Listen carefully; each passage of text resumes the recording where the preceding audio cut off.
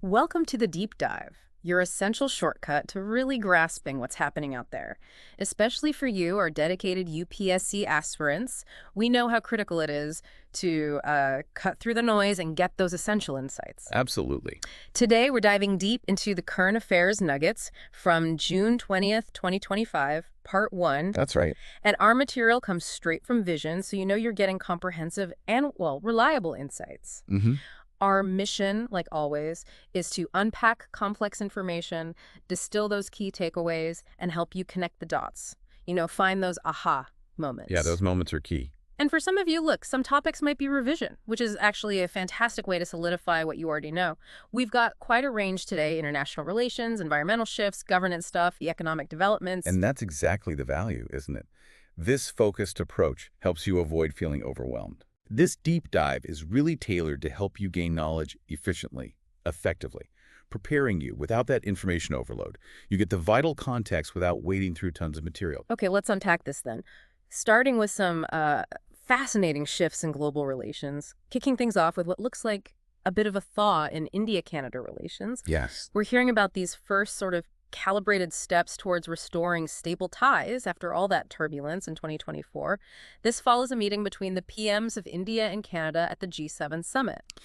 It is, and what's really illuminating here is just how multi-layered this relationship is, despite the, recent deep challenges. Mm-hmm. Historically, these ties are built on shared values, democracy, cultural diversity, expanding economic engagement, plus those strong people-to-people links. Mm-hmm. Economically, just look at 2023. India's exports to Canada were USD 7.53 billion, imports from Canada, CAD, 5.12 billion. The significant numbers. They are. Right. And we have important frameworks like the Mutual Legal Assistance Treaty from 94, the Extradition Treaty from 87, crucial for consular stuff. Beyond trade, there's solid collaboration in science and tech polar studies, sustainable fuels. Mm-hmm. And remember, ISRO launching Canada's first ALEO satellite on its 100th PSLV mission back in 2018. I do remember that, yes. And even civil nuclear cooperation. That agreement signed in 2010, in force since 2013. It's all there. So, given all that background, that foundational strength, what's the broader significance of these G7 talks, especially after the turbulence last year? How does this fit into India's strategy? Well, this re-engagement, even with those deep-seated issues like Khalistani extremism bubbling under the surface, it isn't just about patching things up. It's quite strategic. It underscores the need to manage diaspora concerns while balancing economic ties and global partnerships, like in the Indo-Pacific. Okay. Both leaders did reaffirm their shared interest in a free and open Indo-Pacific. They talked about future collaboration, clean energy, education, supply chains, and crucially, restarting trade agreement talks. Now, the challenges, and we have to report this impartially, largely stem from Canada, harboring Khalistani separatist elements. India views this as a direct threat to its sovereignty. That unofficial referendum in Canada in 2023 was a real flashpoint. Mm-hmm. Then diplomatic tensions really spiked in October 2024. Canada alleged Indian diplomat involvement in the killing of a Sikh separatist leader, leading to those reciprocal expulsions. Yes, that was quite serious. It was. Plus, Canada has been largely unresponsive, from India's perspective, to multiple extradition requests for terrorists living there. But the good news, as the Foreign Secretary mentioned, is they've agreed on restoring high commissioners. That signals a real effort to normalize things. That definitely sounds like a positive step.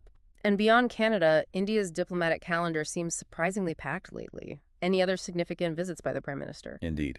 The PM also recently visited Cyprus. That's the first visit in 23 years, which says a lot about India's expanding diplomatic reach. 23 years. Wow. Yeah.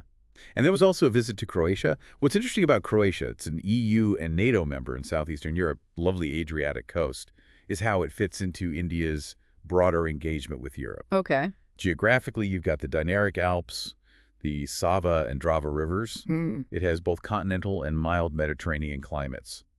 And in other international news, India launched Operation Sindhu. Ah, yes, Operation Sindhu. Tell us more about that. Does this operation highlight anything specific about India's rapid response capabilities for its citizens abroad? Well, Operation Sindhu successfully evacuated 110 Indian nationals from Iran. This was amid those rising Iran-Israel tensions. They got assistance from both Iran and Armenia. Right. Because Iranian airspace was shut down, they cleverly used a land route from northern Iran to Yerevan in Armenia through the Nurda-Zagorod border crossing. That shows some adaptability. Exactly. It highlights India's adaptability and, crucially, its reliance on strong bilateral ties for these complex evacuations. Interestingly, India has amicable relations with Turkmenistan and Iraq, Iran's neighbors. This contrasts with a previous mission, Operation Sindhu, where ties with Turkey, Azerbaijan, and Pakistan had apparently deteriorated. And just a quick note, India has no diplomatic ties with the Taliban regime in Afghanistan, another neighbor. This whole complex web of relationships really determines how easily these humanitarian efforts can proceed. Okay, fascinating. Let's zoom out now from the geopolitical chessboard and look at, well, the planet itself. Imagine this. The very light-sustaining ocean life is diminishing. There's a groundbreaking study out on global ocean darkening. What exactly are we talking about here? It's a really stark finding. Researchers from a UK university found that a significant portion, 21% of the global ocean, became darker between 2003 and 2022. 21%. Yes, especially noticeable in the Arctic, Antarctic, and the Gulf Stream region. And this isn't just a minor color shift. It means the sunlit layer, the photic zone, that vital top 200 meters or so where nearly 90% of marine life thrives, is literally shrinking. Wow. And the real insight here is that ocean darkening isn't just an isolated environmental issue, it's a feedback loop. A darker ocean absorbs less carbon, it warms faster, and that further fuels the changes in circulation and algal blooms that cause the darkening in the first place. So it speeds itself up. Exactly. It's a stark warning about these cascading climate impacts we're only just beginning to fully grasp.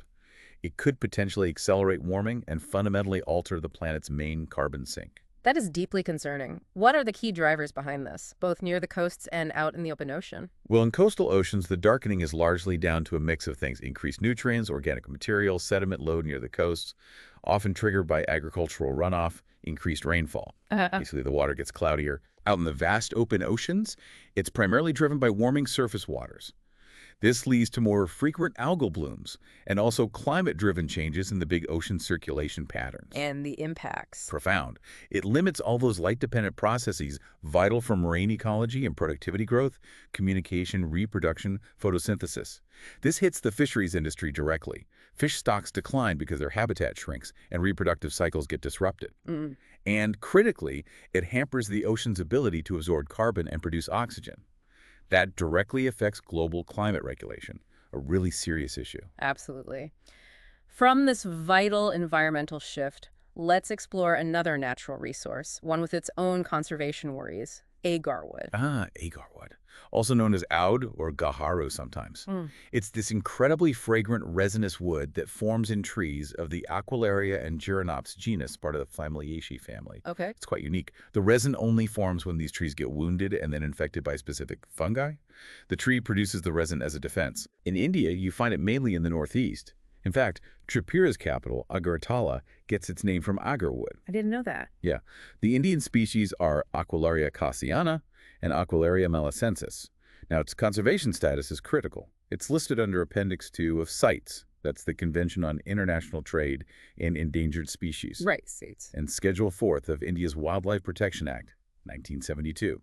Specifically, Aquilaria malacensis is critically endangered on the IUCN Red List. So very vulnerable. Very. However, India did successfully prevent its inclusion in the Review of Significant Trade under CITES, which actually helps ease trade restrictions a bit, presumably for sustainable harvesting efforts. It's highly prized, used in perfume making, traditional medicine. Yeah. You find references in ancient Ayurvedic texts like Charaka Samhita, also in Chinese medicine and Unani. Fascinating how a fungus creates such a valued resource. And speaking of the natural world, we also saw a recent geological event. Indonesia's Mount Libotobi Laki-Laki volcano erupted. Any quick insights there? Yes, just a quick but important note on that. Mount Libotobi is interesting because it's actually two closely situated stratovolcanoes, Lutobi Laki-Laki, which means man, and Luotobi Perempuan, woman.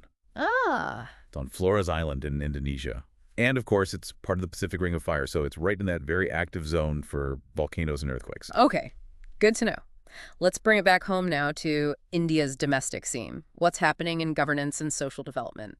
Let's turn to some significant policy changes and reports, starting with Bihar's, pioneering step in electoral modernization. This is genuinely pioneering. The Bihar State Election Commission is actually set to roll out an e-voting system using an Android mobile app for the upcoming municipal and urban body polls. On a mobile phone? Yes.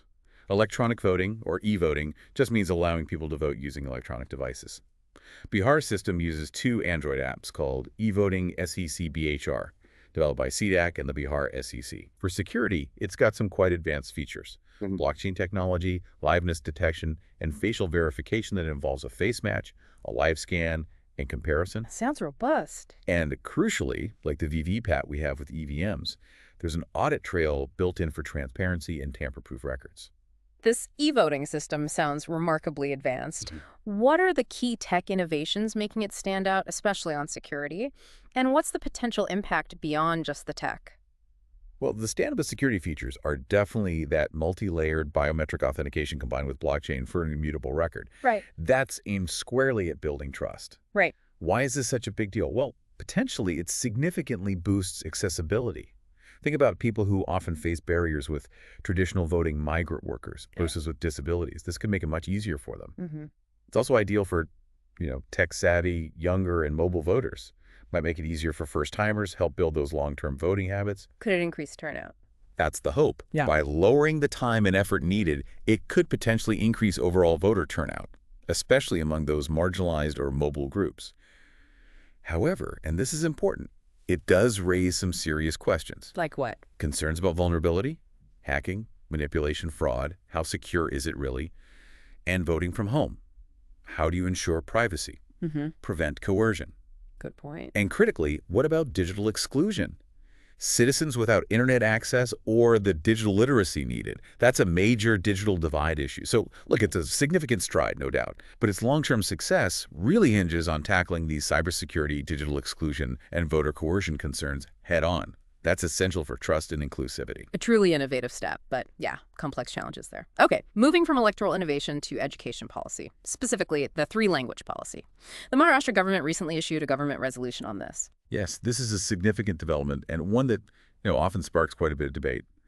The Maharashtra GR states that Hindi will now be taught as the third language to students in classes 1 to 5 in Marathi and English medium schools. Okay. There's an opt-out clause, though. If 20 students per grade in a school want to learn another Indian language instead of Hindi, they can. This is part of their new state curriculum framework for school education 2024, which aligns with the National Education Policy, NEP 2020. Right. Now, the three-language formula itself isn't new. It came from the NEP 1968 based on the Kothari Commission recommendations.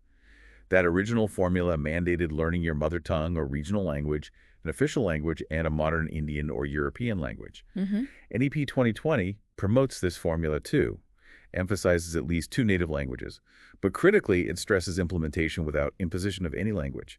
It considers the choices of states, regions, and the children themselves. It also says wherever possible, the medium of instruction up to at least grade 5, preferably grade 8 and beyond, should be the home language or mother tongue. So beyond just the mandate, what's the core thinking behind this policy, and what are some of those persistent challenges we keep seeing in its implementation? The rationale is multifaceted. Yeah. First, it aligns with the Constitution Article 350A about facilitating mother tongue instruction for linguistic minorities, and Article 351, directives for developing Hindi. Okay. Beyond that, there's immense cultural significance. It's about promoting multilingualism, multiculturalism, national unity, plus all the cognitive benefits that learning multiple languages gives young students. Right, the cognitive aspect. Exactly. But implementing it consistently runs into challenges. It often gets politicized. Multilingual education is sometimes seen as a threat to linguistic identity. Remember those Son of the Soils protests in places like Maharashtra and Karnataka? There's also the ongoing debate. Choice versus imposition. Should language learning always be a choice? Some critics argue it just overburdens primary students in an already stressed education system that's grappling with basic literacy. That's a fair concern. It is. And finally, there are practical implementation challenges, especially in really linguistically diverse states like Nagaland or in tribal communities. Plus, states might have limited resources for teacher training, curriculum development in multiple languages. It's tricky. Definitely sounds complex. And sticking with education, the Ministry of Education recently released the Performance Grade Index PGI 2.0 for 2022-23 and 2023-24. What does this report tell us about the state of school education across India? The PGI 2.0 is a really vital tool. It's designed to assess school education systems holistically across all states and UTs. Right. It pulls data from various government sources, UDIs plus O, the National Achievement Survey, PMP of Asham portal, and others, giving a pretty comprehensive picture. Right. The PGI started back in 2017, got revamped as PGI 2.0 in 2021 to include more detailed indicators. Its structure is quite thorough, 1,000 points total across 73 indicators. These are grouped under two big categories, outcome and governance and management, and then into 6 domains like learning outcomes, access, infrastructure, equity, governance processes, teacher education. Quite detailed. Very. States and UTs get graded across 10 levels, from Daksh at the very top down to Akanshi 3 at the bottoms. And the findings? Well, the key findings are quite revealing. No state or UT managed to achieve the top 4 grades, Daksh, Utkarsh, Ati Udam, or Udam. That shows significant room for improvement nationwide. Nobody in the top tiers. Nobody. Only Chandigarh reached the 5th grade, Prachesta 1, making it the top performer overall. At the other end, Meghalaya was the only state in the lowest grade, Akanshi 3. Looking at trends, there's some positive news. 24 states and UTs improved their scores in 2023-24 compared to the previous year. But 12 states and UTs, including places like Bihar, Chhattisgarh, Jharkhand, Karnataka, actually saw their scores decline. So it's a picture of uneven progress. Okay, that's important context. Finally, shifting to the cultural sphere briefly, the Sahitya Akademi recently named winners for its Yuva Puraskar and Bala Puraskar. What exactly is the role of the Sahitya Akademi? The Sahitya Akademi is essentially India's National Academy of Letters. It holds a pretty unique position because it actively promotes literary activities across 24 Indian languages. 24. Yes, the 22 scheduled languages plus English and Rajasthani. It was formally set up in 1954, registered under the Societies Registration Act, and it functions as an autonomous body under the Ministry of Culture. So it's really a cornerstone of India's literary heritage. Good to know. All right, let's pivot now to the dynamic world of economics, technology, and national security.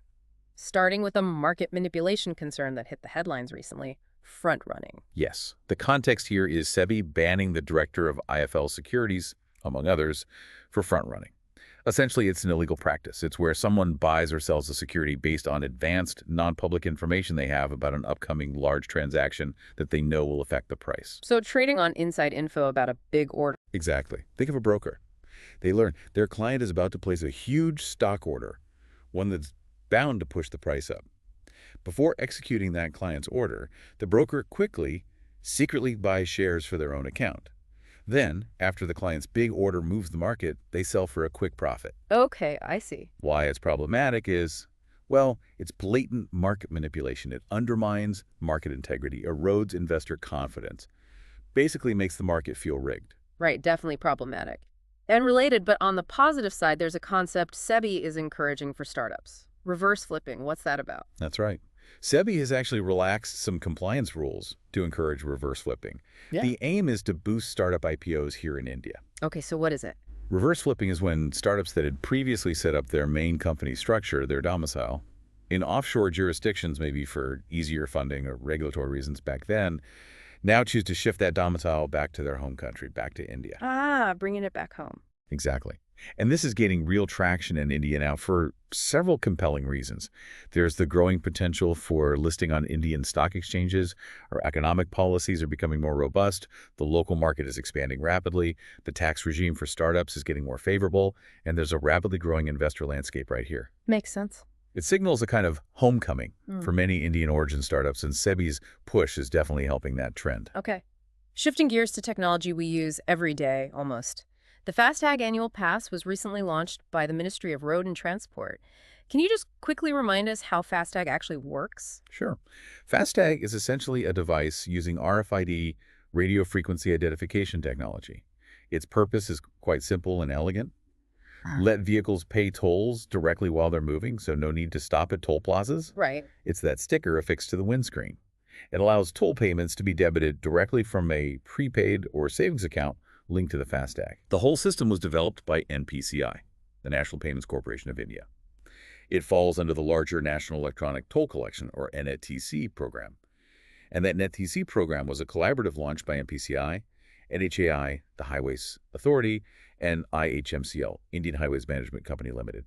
So a real synchronized effort for infrastructure. Got it. And finally, a key recent defense induction, INS Arnala, commissioned into the Indian Navy. What's the significance there? INS Arnala, named after that historic coastal fort of Maharashtra, is quite significant. It's India's first anti-submarine warfare shallow watercraft, ASW-SWC. First of its kind. First of its kind. Its commissioning really showcases India's growing indigenous design, engineering, and manufacturing capabilities. It marks a crucial step in that transition from being mainly a buyer's navy towards becoming a builder's navy. Self-reliance in defense is key. What's particularly unique about Arnala is that at 77 meters, it's the largest Indian naval warship propelled by a diesel engine water jet combination. This gives it great maneuverability in shallow coastal waters. And its capabilities. It's equipped for subsurface surveillance and interdiction, search and rescue missions, and also low-intensity maritime operations, or LIMO. So quite versatile for coastal defense. Okay. And just before we wrap up, a quick correction, an errata from a previous update. The Green India mission was actually launched in 2014, not 2011, as might have been mentioned earlier. So I wanted to clarify that. Okay, 2014 for Green India mission. Got it. Wow, we've covered a huge amount of ground today, haven't we? We certainly have. From those careful steps in India-Canada relations and India's wider diplomatic moves to the really alarming insights on ocean darkening and the conservation focus on agarwood. We also dove into governance innovation with Bihar's e-voting, unpacked the nuances of the three-language policy, analyzed the PGI report on school education, and then wrapped up with critical economic ideas like front-running and reverse flipping, plus tech like FASTag and defense with INS Arnala. For you, our UPSC aspirants, these insights are just invaluable for building that comprehensive understanding of current affairs, crucial for both prelims and mains. And this deep dive, it really highlights something important, I think. How seemingly separate events, a volcano erupting on Flores Island, a trade issue with Canada, a new e-voting system in Bihar, they're all interconnected threads. They're part of this intricate fabric of global and national development. The real challenge, and maybe the key to deeper understanding, isn't just knowing the facts, but seeing those connections, anticipating the ripple effects. That's where the real insight lies. Absolutely. Well said. That really is the power of the deep dive. Thank you for joining us on this exploration of the current affairs from June 20th, 2025, Part 1. Pleasure to be here. If you found this deep dive valuable, please do make sure to like and subscribe. It helps us keep bringing you these essential insights. Stay updated with all our future episodes. Until next time.